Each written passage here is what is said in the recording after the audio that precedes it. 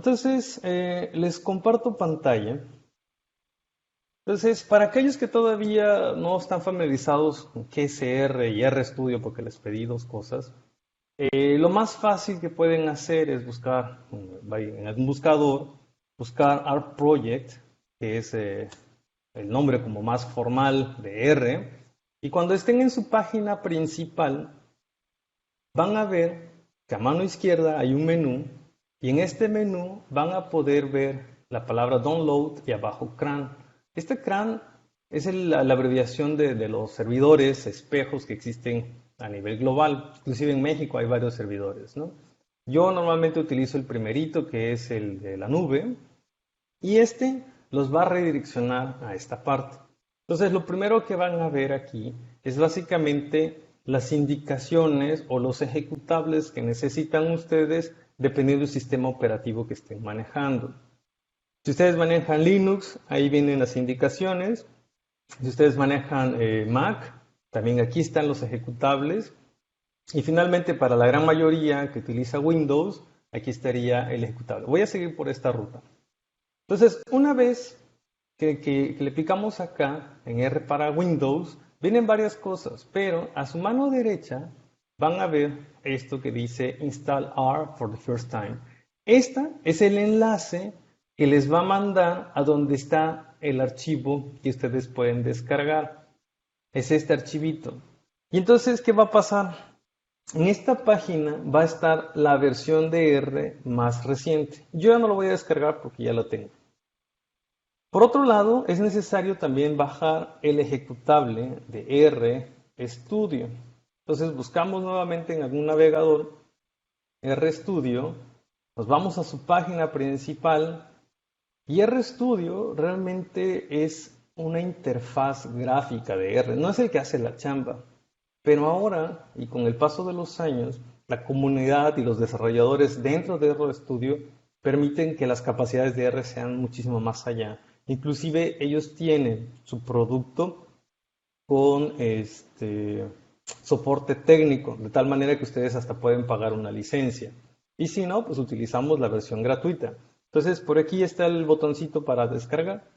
Una vez que hagan este uso de este botón de descarga, entonces dice que elijan su versión. Entonces aquí les menciono, está la gratuita, que es la que vamos a utilizar, y si ustedes quieren pagar alguna con soporte técnico, pueden utilizar esas, ¿no? Entonces selecciono la primera opción, automáticamente la página pues detecta que estoy utilizando Windows. Si están utilizando otro sistema operativo, pues tendrían que escoger el adecuado, y si no, más abajito viene la lista para todos los que ustedes necesiten, ¿no? Dependiendo del sistema operativo que ustedes tengan. ¿Ok? Entonces, otra cosa que les voy a pedir para que sean lo más organizados que se puedan, porque al final de cuentas, para trabajar en R, muchas veces tenemos que decirles a dónde está el archivo que queremos importar o a dónde queremos exportar algún archivo determinado. Y pueden hacer importación y exportación de archivos de texto. También pueden hacer figuras y muchísimas cosas realmente, ¿no? Pero ¿cómo va a ser todo en lenguaje de programación? Mientras más complicada sea su ruta, más van a tener que teclear. Yo lo que hago usualmente en Windows es, me voy al directorio principal de la unidad C, y en la unidad C normalmente creo una carpeta con mi nombre. Y la verdad, no usen ni acentos ni símbolos que puedan darles problemas como la ñ. Yo, por ejemplo, voy a utilizar esta carpeta que tiene mi nombre, Raúl, y obvio, sin acento. Y dentro de esta carpeta ya tengo una carpeta que se llama R para aficionados. Entonces es una ruta bastante corta porque va a ser en la unidad C, en la carpeta Raúl y en la carpeta R para aficionados. Es decir, solamente 3 niveles de búsqueda. Si ustedes ponen cosas en el escritorio, créanme que la búsqueda o la ruta es un poquito más compleja. ¿Ok? Bueno, en esta carpeta es donde voy a estar poniendo los códigos que vamos a estar trabajando. Pero antes que nada, quiero mostrarles cómo hacer la instalación nuevamente de R y de RStudio. Entonces, yo ya tengo una versión de R instalada en esta computadora y también una versión de RStudio. Pero quiero mostrarles a aquellos que son nuevos y que van a instalar por primera vez, o aquellos que ya tienen otra versión de R, qué es lo que les va a pasar. Entonces, hago clic en el ejecutable de R, la versión 4.0.5, ¿ok? Y le doy continuar. Aquí realmente el idioma de instalación no afecta mucho, pero más adelante puede que tengan problemas donde los mensajes de texto o el sistema de cómo se muestran las fechas dentro de R puede darles problemas el idioma. Ahí luego lo vamos a abordar. Entonces, voy a seguir todo como me dice acá. Básicamente siguiente, siguiente, siguiente. Se van a instalar las dos versiones de R, la de 32 y 64 bits, y otros archivos que son necesarios. Entonces, aquí básicamente le damos siguiente a todo. No hay que hacerle mucho. Si ustedes quieren crear los accesos directos, pues también tienen, los inicios rápidos, etc. Entonces, R, a pesar de que es un lenguaje de programación realmente muy completo, muy complejo, por todas las aplicaciones que en este caso se llaman librerías, el paquete base de R, o sea, lo que ustedes descargan de R, no pesa más de 100 megas. Vean, el peso total es de 86 megas. Entonces su instalación es bastante rápida y sencilla, porque realmente viene con los paquetes bases. Más adelante vamos a ir instalando poco a poco algunos paquetes, o también les llaman librerías, que son necesarias. Pero de entrada vamos a hacerlo todos como si partiéramos con R por primera vez. ¿Okay? Se hace la instalación. Después de haber instalado R, hacemos la instalación de RStudio. ¿Okay? Yo también ya tengo una versión de RStudio, sin embargo, me voy a ir a la más reciente para que todos estemos más o menos en el mismo canal. No es necesario tener las versiones más recientes ni de R ni de RStudio. Sin embargo, es muy probable que más adelante, cuando ustedes quieran utilizar algún modelo o alguna función muy particular, les va a dar un mensaje de error porque les va a decir que tal vez esa librería que ustedes quieren instalar no está disponible para la versión que ustedes tienen de R. Entonces, de tal manera que van a tener que irse a una versión más reciente para que puedan utilizarla. En otras ocasiones es muy probable que las librerías o los paquetes ya no fueron actualizados, no se les dio mantenimiento de manera adecuada y entonces se quedan en el archivo de R y ya no se pueden instalar tan fácilmente. Realmente hay que bajar un archivo que está básicamente como en los archivos almacenados en los directorios anteriores y bajarlo y hacer otro tipo de instalación. Entonces, realmente les digo, no es tan importante tener las versiones más recientes de R, pero yo sí les sugeriría que por lo menos tengan de la versión 4 en adelante. Si tienen la 4.0.0, 4.0.01 es suficiente, pero por lo menos tener la versión 4. ¿Ok? Entonces, ahora bien, RStudio es la interfaz gráfica y ahorita la vamos a ver. Entonces, una vez que ya instalaron, pueden deshacerse de estos archivos ejecutables. Y ahora, vean, yo siempre tengo anclado RStudio a este menú de acceso rápido del inicio, porque siempre lo utilizo, ¿no? Entonces, si ustedes quieren anclarlo ahí o estarlo buscando, no importa. ¿Okay? Lo importante es que lo puedan encontrar de manera más o menos rápida y listo, ¿no? Entonces, una vez que están o abren RStudio por primera vez, van a tener esta apariencia. Es decir, esta ventana que tienen del software está dividido en 3 paneles. Y el panel izquierdo, el que vemos el más grande de acá, esto realmente es R. ¿Okay? Aquí es donde hace toda la chamba RStudio. Todo el código que ustedes van a utilizar, aquí se va a analizar. ¿Okay? Luego, a la derecha tenemos otros 2 subpaneles que tienen varias cosas que las vamos a ir viendo poco a poco. Ahorita no importa mucho el orden, ¿no? Además, dentro de todas las aplicaciones que van a ver aquí, también tiene el diseño de paneles por si quieren cambiarle, además colores de fondo. Entonces, ahí poco a poco, a través de las herramientas que están las opciones globales, pueden ir cambiando la apariencia de su RStudio. Una de las cosas que yo siempre recomiendo es que en la parte del código, recuerden, es en herramientas, en Global Options, aquí en la parte del código hay una casilla que hay que habilitar que se llama Soft Wrap R Sort Files. ¿Qué es esto? Eventualmente vamos a tener líneas de código muy largas y entonces para no estarnos desplazando en esta ventanita, esta opción lo que va a hacer es como truncar la línea de código y generar como una nueva, pero no va a generar una nueva, es la misma, nada más que está truncada. ¿Okay? Yo la tengo habilitada, pero si no la tienen, la habilitan y le dan OK. Entonces, lo primero que hace R es darles una bienvenida.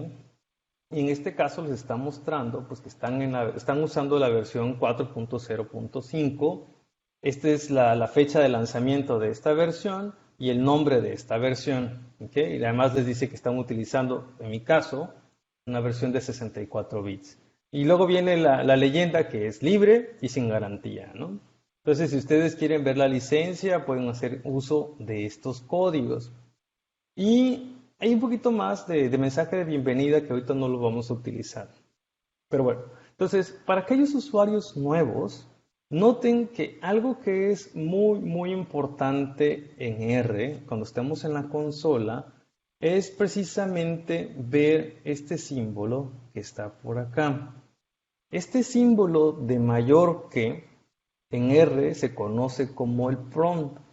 Y este es el que básicamente les está indicando a ustedes que R está listo para recibir código. Si ustedes no tienen ese prompt y en lugar de esto tienen un símbolo más, significa que parte del código que ustedes enviaron es incorrecto y está incompleto y está esperando que ustedes terminen de hacerlo. ¿Okay? Otras veces vamos a ver que hay procesos que demoran un poquito más de tiempo y va a aparecer aquí un símbolo de stop. Significa que es un proceso que como está llevando tanto tiempo, esta es la forma que les está diciendo R, espérenme, o si ustedes quieren cancelar la operación, pues le hacen clic ahí o simple y sencillamente hacen escape para que termine de ejecutar. Vean que cada vez que yo hago escape en la consola de R, me aparece el símbolo mayor que. ¿Okay? Esto es bien importante porque para los primeros o los nuevos usuarios van a ver que cuando quieren correr código no lo va a hacer de la manera correcta, porque precisamente hay un paréntesis o un corchete que quedó mal cerrado y por lo tanto en vez de tener el prompt vamos a tener este símbolo de más, ¿no? Un ejemplo sería algo así, 2 más, abro paréntesis. Vean que automáticamente RStudio, cuando abro, cierro paréntesis, pero bueno, me voy a hacer el loco, voy a omitirlo, voy a borrar este paréntesis, más 2. ¿Ok? Si yo hago Enter en este momento, vean que en lugar de tener el símbolo prompt, estoy teniendo el símbolo más. Porque este código que evalué está incompleto. Lo único que le hace falta a esto es cerrar el paréntesis. Pero muchas veces, cuando son nuevos usuarios, van a olvidar esto y tal vez no van a saber qué hacer. Lo ideal es hacer uso de escape para terminar este código y empezar y editar el código que estaban utilizando anteriormente para que no dé el problema. ¿Okay? De tal manera que si yo repito el código, no importa lo que... bueno, en este caso sí porque estaba buscando un objeto. No importa lo que haga, muchas veces me va a decir el símbolo más o en este caso ya me dio un mensaje de error, pero en otras ocasiones puede ser que siga tratando de hacer operaciones que no me están dando ningún mensaje de error porque la sintaxis es correcta, pero vean que no me despliega el resultado por más que yo lo intente. Y lo que está pasando es que sigue haciendo las operaciones y hasta que yo no cierre este paréntesis que me faltaba, no va a terminar de evaluar lo que yo estaba escribiéndole. ¿Okay? Entonces, lo ideal es hacer uso de escape para este tipo de casos donde uno no está seguro qué es lo que pasó. ¿Okay? Entonces, pero bueno, con control L yo puedo limpiar por completo mi consola. Y entonces, este famoso RStudio lo que va a hacer por ustedes, aparte de mejorar la visualización, que créanme que esto es mucho mejor que el R tradicional, les va a permitir hacer crear scripts de R, que básicamente son archivos de texto sin mayor formato, donde ustedes escriben su código para poder ser evaluado en R. Entonces vean, si yo le pico acá donde está el documento en blanco, con el círculo verde y la cruz blanca, automáticamente me despliega opciones. Vamos a escoger la primera opción, RScript.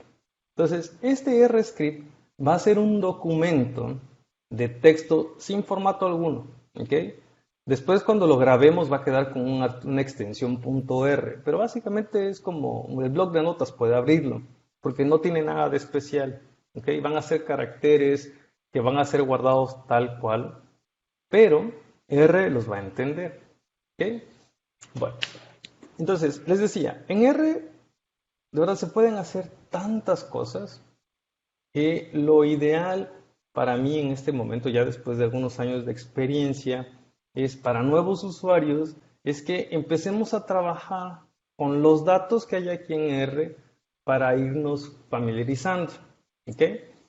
En R, este software, casi la mayor parte de lo que se hace es crear objetos, porque este lenguaje de programación está basado en la creación de objetos.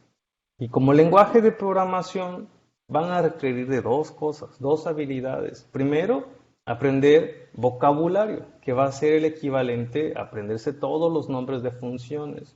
Y la segunda parte que van a necesitar es la parte de la gramática. Es decir, en este caso, la sintaxis, que va a ser la que te dicta cómo tienes que utilizar tu código. ¿Ok? Entonces, vean, si ustedes escriben el número 1 acá en esta parte del script y le ponen +2, en este caso, este código de acá aún no está siendo evaluado, porque esta zona de su script es donde ustedes empiezan a escribir su código para eventualmente poder ser evaluado. ¿Quién lo va a evaluar? Pues la consola de R. ¿Cómo la va a evaluar? Pues bueno, la forma más sencilla de hacerlo es ponerse en cualquier parte de esta línea del código y hacer clic en este botón que dice Run. ¿Okay? Al momento de hacer clic, vean que me sacó de la línea 1, automáticamente me crea la línea 2, pero lo más importante es que en la consola de R me aparece el resultado, ¿ok? Que es el número 3, es una operación muy sencilla, ¿ok? También en R está esto que se llama lo de el orden de precedencia. Quiere decir que las operaciones más complejas se hacen antes que las más sencillas, porque 2 más 2 por 2 no me va a dar 8, me va a dar 6. ¿Qué es lo que está haciendo R? Primero está multiplicando 2 por 2 y luego le adiciona 2, ¿ok? Porque esta sería la operación más compleja. Si ustedes quieren proteger sus operaciones, es necesario hacer uso del paréntesis 2 más 2, luego por 2. De tal manera que así sí se aseguran ustedes que el resultado que les va a devolver es el que ustedes querían, haciendo uso de estos paréntesis precisamente para que el orden de precedencia de las operaciones básicas, aritmétricas u otras más adelante, más complejas, no les dé un resultado que no es que sea incorrecto, simple y sencillamente que la forma en que ustedes lo pidieron o lo escribieron en el código no importa, siempre va a importar la operación que sea más compleja. ¿Ok? Pero bueno, entonces, esto es algo muy sencillo, ¿no? Estamos utilizando R como si fuera una pequeña calculadora. Lo que ustedes ven abajo como resultado es, primero, este corchete con el número 1. ¿Por qué aparece esto? Porque el resultado que ustedes obtuvieron es algo que en R se conoce como un vector y es el tipo de objeto más simple que existe. Y lo que les está mostrando es que este número de acá, el resultado 3, está en la posición 1, ¿ok? Y lo mismo para el 6, está en la posición 1. Y lo mismo para el 8. Va a haber un momento en que el resultado de su operación o lo que ustedes quieran no les va a permitir imprimir todo en un solo renglón. Entonces va a crear un siguiente renglón y entonces el corchete va a mostrar la posición de este valor. En R, el uso de dos puntos se utilizan para crear vectores, en este caso numéricos, de manera consecutiva, a manera de secuencias. Vean que si yo pongo 1, 2 puntos 10, yo le estoy diciendo a R que me cree un vector que va del 1 al 10 y va de 1 en 1. Lo mismo podría hacer para del 1 al 100. Pero noten, ahora mi resultado no cabe en una sola línea dentro de mi consola. Y además, otra vez, dependiendo del tamaño de letra que ustedes tengan, se van a imprimir más o menos caracteres. Pero otra vez, aparecen estos corchetes y los números. Significa que en la posición número 20, pues está el número 20. En la posición 58, la 58, etc. ¿Ok? Entonces, esto es muy útil porque a veces queremos saber dónde está un resultado y pudiéramos utilizar este que se llama el índice para localizarlo. Entonces, esto es un vector muy sencillo. ¿Ok? Y en R, aparte de todo esto que existen vectores, pueden ser vectores numéricos como el que están viendo acá, o pueden ser vectores lógicos, por ejemplo, esta operación, 2 mayor que 5 y el resultado es falso. ¿Okay? Estas son operaciones del tipo lógicas. Entonces, podemos hacer 2 mayor que del 1 al 10. Y entonces, ¿qué es lo que va a evaluar R? Es 2 mayor que 1, y es cierto, ¿no? 2 mayor que 2, pues ya no. Y a partir de esto, todos los resultados son falsos. Y esto es un vector lógico. Y lo vamos a ir viendo un poquito más adelante, ¿no?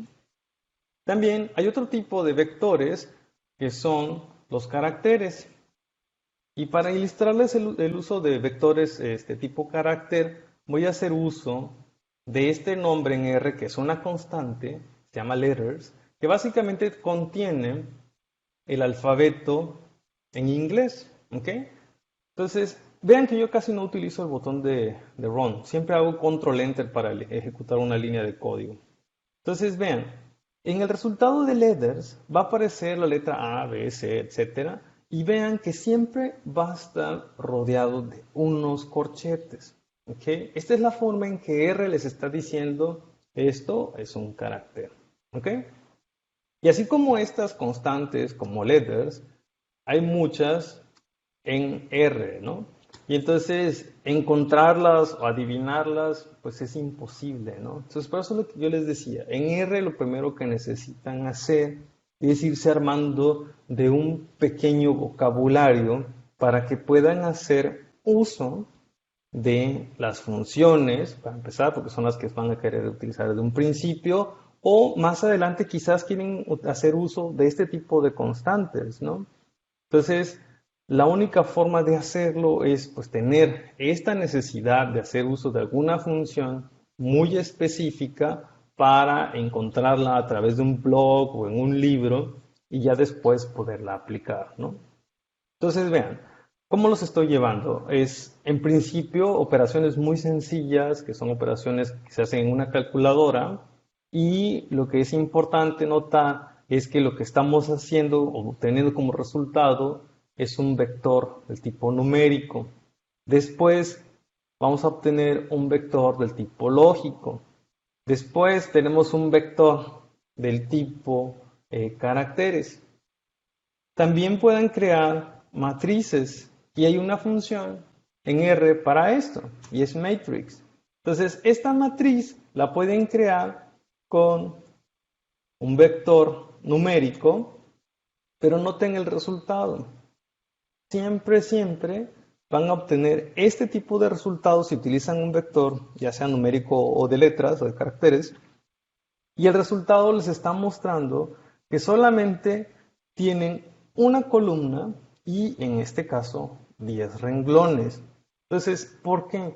Porque esta función que se llama matrix ya tiene cosas como por default, es decir, argumentos, que ahorita los vamos a ver un poquito más a detalle, para que hagan que se comporte de cierta manera.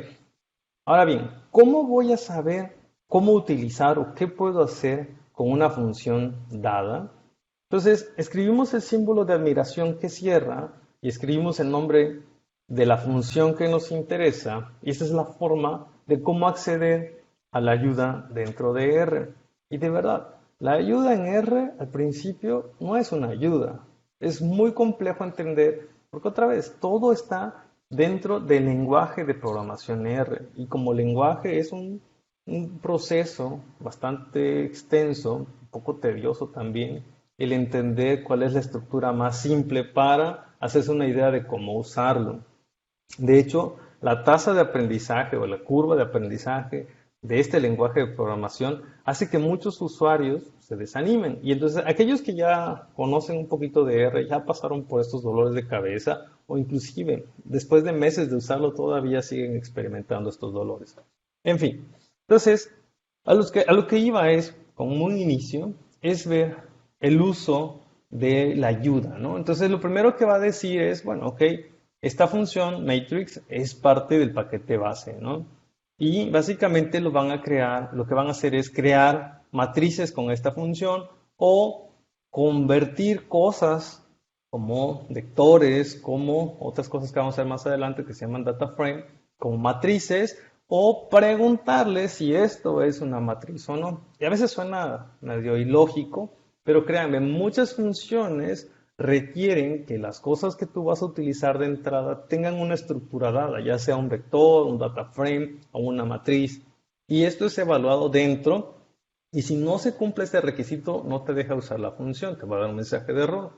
Y lo que les decía, por defecto, vean, siempre va a tratar de crear una matriz de un renglón y de una columna. Y en este caso, como le pasé 10 elementos, pues va a crear una matriz de 10 renglones y una sola columna.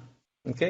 Entonces, significa que si yo copio este código y le digo ncol igual a 5, por ejemplo, ahora yo le estoy diciendo a la función matrix que me cree esta matriz con 10 elementos, pero que tenga 5 columnas. Entonces, esto de acá, el ncall que yo acabo de escribir, está por acá y es parte de los argumentos de esta función. Entonces, lo que les digo, para aquellos que son primeros usuarios o que están viendo R por primera vez, de verdad, yo les estoy hablando en R. Es decir, incomprensible en este momento para ustedes porque solamente con un poco de práctica van entendiendo y aprendiendo este lenguaje y después van a decir, ah, ok, ahora sí soy capaz de leer la ayuda porque ya tengo unas nociones muy básicas, ¿no? Entonces, pero créanme, las ayudas al principio no son ayudas, ¿ok? Y luego, más adelante, dentro de las ayudas, vienen detalles. ¿Por qué? En este caso, pues matrices, pareciera algo muy simple y vean que hay muchos detalles, pero más adelante, por ejemplo, si están utilizando un modelo de regresión lineal o si están utilizando un ANOVA o qué sé yo, van a venir detalles muy específicos de la prueba estadística, ¿ok? Entonces sí es importante a veces ver las ayudas porque no solamente te permite saber cómo usar la función, sino muchas veces el autor de esta función te expresa de alguna u otra manera qué implica esta función, sobre todo si es una prueba estadística, ¿no? Y al final de todas las ayudas casi siempre vienen ejemplos. Estos ejemplos que ustedes pueden copiar y pegar, ya sea en su consola de R o ya sea en su script. ¿Ok? De tal manera que si yo lo copio y lo pego en mi script, entonces no se va a ejecutar directamente en la consola de R. Tengo que ejecutarla línea por línea, ¿ok? O seleccionar todo y ejecutarla. Vean entonces que una función tan sencilla como matrix puede tener muchos argumentos y les permiten a ustedes tener un dominio de estas matrices, ¿no? Entonces, pero otra vez, para aquellos que son usuarios nuevos o que ya son a nivel básico, todavía es como bastante extraño y difícil entender ese tipo de cosas, ¿no? En fin, yo me puedo seguir aquí en la parte introductoria de R y explicándoles casi cada uno de los tipos de objetos que existen en R. Pero créanme, no es mi intención en este momento este pequeño proyecto que inicié que se llama R para aficionados, hacer una introducción de R. Hay muchísima información en Internet para que ustedes puedan leer con mucha calma y tratar de entender poco a poco y seguirse por su cuenta. A mí lo que me gustaría dentro de estas sesiones de trabajo es ir evaluando poco a poco estos métodos que van a estar ustedes utilizando para sus proyectos, para sus tesis, para lo que ustedes quieran, ¿no?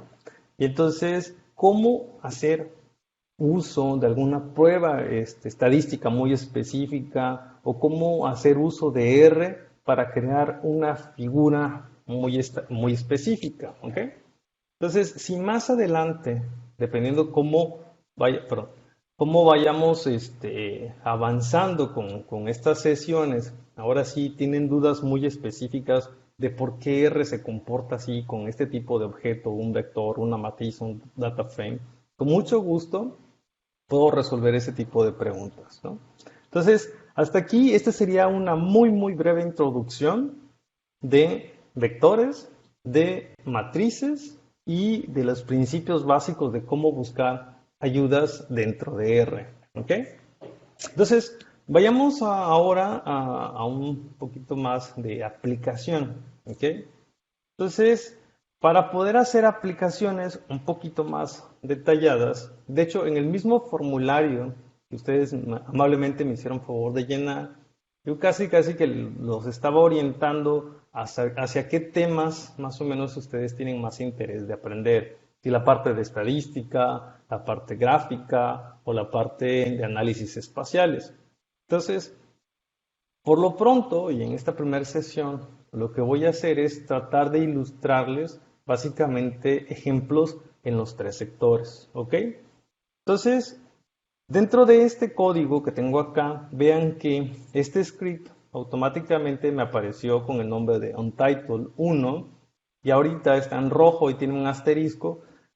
Es porque este documento no ha sido salvado aún.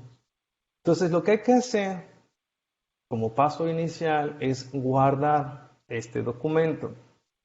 ¿Cómo y en dónde lo voy a guardar? Eso es bien importante. Primero, voy a picarle a este icono que está aquí como tipo disquete. Me abre la ventana de donde puedo grabar o guardar este archivo. Y entonces, lo que les decía, yo tengo una ruta más o menos corta, que es dentro de la unidad C, en la carpeta Raúl y en la carpeta R para aficionados. ¿Ok? Y le voy a poner sesión 1. El nombre del script depende completamente de ustedes. Hay quienes son demasiado breves para nombrar un script. Hay quienes le ponen un nombre muy extenso y eso al final de cuentas es cuestión de estilos. ¿Ok? Pero mi consejo es que ni sean ni tan breves ni tan extensos, porque al final de cuentas van a tener más adelante varios scripts abiertos y van a estar navegando entre pestañas. Y si una pestaña tiene un nombre muy grande, les va a ocultar las otras, ¿no? Ok. Bueno, entonces ya grabé este script, ya está por ahí dentro de mi carpeta de trabajo. Vean, yo tengo siempre habilitado dentro de la vista de las carpetas las extensiones de nombre de archivo. Si yo no tuviera habilitado esto, me aparecería así, sesión 1 y sin nada, y ya con el icono de RStudio, porque mi Windows ya sabe de qué se trata, pero lo ideal es que siempre tengan las extensiones de los archivos. Vean que en este caso particular, se llama .r mayúscula, porque es un script de R. ¿Ok? Bueno, entonces, para continuar con los ejemplos y uso de códigos de R, entonces voy a hacer uso de algunas de las pruebas estadísticas o herramientas estadísticas más sencillas y más comunes que existen, ¿no? Pero para esto no voy a importar datos, voy a utilizar los datos que están ya dentro del R base. ¿ok? Es decir, cuando ustedes instalan R por primera vez, hay una serie de paquetes que ya están instalados o que se instalan simultáneamente. Y dentro de estos paquetes, muchas veces las funciones, para que puedan ser demostradas cómo se utilizan, incluyen datos de prueba. Y entonces, si ustedes, por ejemplo, hacen el uso del símbolo moneda y escriben car s, este car no es una función. Esto no es una función de R. Esto es un set de datos. Y entonces vean que en la ayuda me dice que cars pertenece a set de datos. Es decir, son datos de ejemplo que ustedes pueden utilizar para correr algún código en particular. Ok. Y entonces, nuevamente, les da una breve descripción de qué se trata este dataset, en este caso, y les da algo que se llama el formato. Y dice que es un data frame con 50 observaciones y 2 variables. Nuevamente, estamos dentro de la terminología de R. ¿Qué es un data frame? Básicamente es una tabla de datos. Es como un tipo matriz. Y les digo tipo matriz porque una matriz solo puede soportar un tipo de elemento, ya sean números, lógicos, caracteres, pero no puede soportar que ustedes mezclen números y caracteres. El momento que ustedes mezclan una matriz con números y caracteres, todo se convierte en caracteres. ¿Ok? Por otro lado, los data frames son este tipo de objetos que sí permiten tener tanto números como caracteres, como lógicos y como otras cosas que vamos a ir viendo más adelante. Entonces, si tecleamos aquí en R, cars, y otra vez control enter o el botón de run, como ustedes quieran, vamos a ver que efectivamente esto de acá, este objeto que se llama cars, es un data frame que tiene 50 observaciones y 2 variables. ¿A qué se refiere? Pues son 50 renglones y 2 columnas. Vean ahora que los números que están del lado izquierdo ya no vienen entre corchetes, vienen solitos, porque estos de acá, dentro de un data frame, son los nombres de los renglones. Y otra vez, es parte de la programación en R, es la parte de la estructura de R, ¿ok? Y esa es la parte que más adelante, si empezamos a entender, si pensamos a saber cómo sacarle provecho, podemos hacer figuras o uso de pruebas estadísticas de manera más eficiente. Ahorita por lo pronto veamos esto de acá, cars, ¿ok?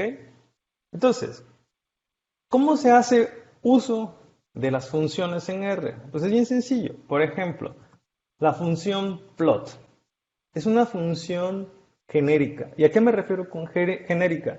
Que muchas paqueterías o librerías de R pueden hacer uso de esta función y dependiendo del tipo de objeto que se trate, van a hacer cosas muy específicas. ¿Ok? Vean cómo cuando yo escribí en RStudio plot, automáticamente RStudio me va a mostrar algunas opciones. Entonces yo puedo autocomplementar alguna función si le pico acá con el mouse o con el cursor y le doy enter. La que yo estoy buscando es plot. ¿Ok? Al momento de seleccionar plot, noten que RStudio va a escribir los paréntesis por mí. ¿Ok? Yo ya no tengo que escribir los paréntesis en caso que se me olvide. Esa es otra de las funciones de RStudio, es autocomplementar palabras o nombres de funciones. ¿Ok? Pero bueno, y entonces, ¿cómo se utiliza esta función? Pues bueno, si yo utilizo el dataset que se llama cars y le doy o lo evalúo, vean que automáticamente R lo que va a hacer es una figura de dispersión, la verdad súper sencilla, ¿ok? En colores blanco y negro, y en el cual lo que va a hacer es utilizar la primer columna como eje X y la segunda columna como eje Y. Esto es en automático. Esto está pasando porque este data frame tiene 2 columnas. Ahora bien, ¿qué pasa si yo no quiero utilizar este orden? Quiero utilizar primero la distancia como eje X y la velocidad como eje Y. Entonces hago uso de la función, pero en este caso hago uso también del símbolo moneda después del data frame. RStudio me da las opciones speed y dist, porque estos son los nombres de las columnas de este data frame. De tal manera que yo puedo decirle que primero utilice la distancia como eje X, luego coma, y luego cars, símbolo moneda y speed. De tal manera que yo cambio el orden. ¿Ok? ¿Por qué es importante saber esto? Porque muchas veces cuando ustedes guarden sus datos, quizás para ustedes el orden de las columnas tiene ya sea una razón de ser de cómo fueron entrando las variables en su archivo, o simple y sencillamente lo hicieron en orden alfabético o lo que sea. Pero más adelante, si quieren tener el control de quién va a ser X y Y, por ejemplo, en una figura, lo pueden hacer de esta manera. ¿Ok? Y entonces, este símbolo de acá, el símbolo moneda, es muy específico de R y sirve para acceder a columnas dentro de un data frame o a cosas almacenadas dentro de una lista. Y esto lo vamos a ver un poquito más adelante. ¿Ok? Entonces, plotcast. Y en este caso, como era un data frame de 2 columnas, se hace un gráfico de dispersión. ¿Por qué? Porque además estas 2 columnas tienen solamente números. ¿Cómo voy a saber yo que son números estos y que no son factores? Una forma muy sencilla es haciendo uso de la función summary. ¿Ok? Y si yo utilizo la función summary con este objeto, R nos va a devolver 6 valores en el caso de que sea una variable de tipo numérica. ¿Y cuáles son estos 6 valores? Es el mínimo, el primer cuartil, la mediana, el promedio, el tercer cuartil y el máximo. ¿Ok? Esto lo va a hacer por cada una de las columnas. Nuevamente, son solamente 2 columnas, nos devuelve 2 columnas de este resumen estadístico. ¿Ok? Entonces, noten cómo automáticamente esta función summary, que también es una función genérica, va a saber que cuando sea un data frame lo despliega de esta manera. ¿Ok? Y además, al momento de que ustedes vean estos 6 valores, ustedes ya pueden estar bien seguros que esto de acá es un número y no es un factor, ni es un texto, ni nada por el estilo. ¿Ok? También pueden hacer uso del summary para alguna columna muy específica, ¿ok? Para la columna speed, y vuelven a tener los 6 valores, pero ahora vean que se imprimen de una forma un tanto diferente, ¿ok? Entonces, el summary automáticamente les devuelve estos 6 valores, porque ya está por defecto definido para esta función. Pero si ustedes quieren sacar estadísticos descriptivos básicos, entonces tendrán que hacer uso pues, de las funciones. Y nuevamente lo que les decía en un principio, necesitan vocabulario. Muchas veces es un tanto intuitivo, pero otras veces no.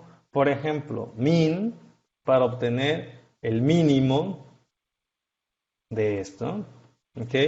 Max para obtener el máximo de esto. Pero la palabra para promedio en inglés pueden ser average o puede ser mean. Y entonces, en este caso, es la función min la que les devuelve el promedio. ¿Ok? Entonces, ya no fue tal vez tan intuitivo. Tal vez hubiéramos querido buscar la palabra o el nombre de la función average. ¿Ok? Y sin embargo no era esa, ¿no? Entonces, lo que les decía es, este lenguaje de programación pues está basado en el idioma inglés, pero a veces es muy intuitivo y otras veces no es tan fácil, ¿no? Ok, entonces estos valores descriptivos son muy básicos, mínimo, el máximo, el rango, ¿ok? y el rango les va a devolver dos valores, el mínimo y el máximo, o vean, aquí en el summary me estaba devolviendo el primero y el tercer cuartil, y estos son valores estadísticos, ¿no? Entonces hay una función que se llama quantile que básicamente les sirve para obtener estos cuartiles, el 0, que es el mínimo, el cuartil del 25%, que es el primer cuartil, el del 50%, que es el segundo cuartil o la mediana, el del 75%, que es el tercer cuartil, y el último, el cuarto cuartil o el valor máximo, ¿no? Si ustedes quieren, por ejemplo, alguien dice, no, ¿sabes qué? A mí no me interesan los cuartiles, a mí lo que me interesan son los deciles. Me dices, ok, y entonces, ¿cómo obtengo los deciles? Pues bueno, si yo le pido la ayuda a quantile, que es la función, esta función quantile, que es la que queremos utilizar, otra vez, voy a ir muy al grano, voy a ver que como segundo argumento viene algo que se llaman props, que básicamente son las probabilidades. Entonces, si yo hago uso de props, yo puedo hacer uso de esta letra de acá, la C minúscula, sirve para concatenar y es para crear vectores. Y es C minúscula, tengan cuidado, no usen C mayúscula. Entonces yo le puedo pedir valores muy específicos y entonces vean como cada vez que yo pido un valor, siempre tengo que separarlo con la coma. ¿Ok? Otra cosa que tampoco les había dicho hasta este momento es que vean que yo siempre uso espacios, ¿ok? Para que sea más fácil como ojo humano ver en qué momento se separan cada uno de los elementos, ya sea de este vector o de esta función, para entender y ver más fácil dónde están los argumentos. ¿Ok? Y entonces básicamente estoy pidiendo el 0, el punto 1, el punto 2, etc. Esto serían los deciles. ¿Ok? Pero esta era una secuencia regular. Y entonces vean que dentro de la ayuda viene la función SEQ. SEQ dice 0, 1 y punto 25. ¿Qué es lo que está haciendo? Es crear secuencias regulares que empiezan en el 0, termina en el 1 y el paso, es decir, la separación, es el punto 25. Y entonces, si somos lógicos, podemos hacer uso de estas funciones que vamos a ir aprendiendo poco a poco y sacarles provecho para evitar el uso de tanto código. Vean, props yo le puse que es esta concatenación de estos 11 elementos, ¿ok? O más fácil, le digo que me cree una secuencia que empieza en el 0, termina en el 1 y va de punto en punto en 1, ¿ok? O lo que ustedes quieran. Entonces, esta función quantile no calcula cuartiles ni deciles, nada por el estilo, calcula básicamente lo que ustedes quieran. Pero si ustedes no les dicen los valores de probabilidad, por defecto va a utilizar este espaciado del 25%. ¿Ok? Por eso es que cuando yo lo utilicé anteriormente, me devolvía los cuartiles. ¿Ok? Pero más adelante quizás, no sé, por alguna cuestión de pruebas estadísticas, les interesa solamente obtener lo que hay entre el 0 y el 5%, o lo que hay entre el 0.95 y el 1, ¿ok? Entonces, ustedes pueden obtener estos valores muy específicos, ¿ok? En una secuencia era la letra C minúscula. ¿Ok? Y esto es algo que yo hago muy seguido, es reutilizar códigos, mucho código, ¿no? Entonces, a veces copio y pego tan rápido que me olvido cambiar, por ejemplo, en este caso, la función sec con la letra C minúscula, que es para concatenar, ¿ok? Entonces, estadísticos descriptivos, mínimos, máximos, promedios, rangos, desviación estándar, ¿ok? SD, otra vez, por ejemplo, en Excel existen el DESBEST y otros. Aquí en R le llamaron SD, de Standard Deviation, o pueden obtener la varianza, etc. Entonces, un mundo de funciones que están disponibles para ustedes desde el paquete base. ¿Ok? La mediana también, ¿no? Ok, la mediana. Oh, ya, otra vez, copio y pego. Entonces, hay muchísimas funciones.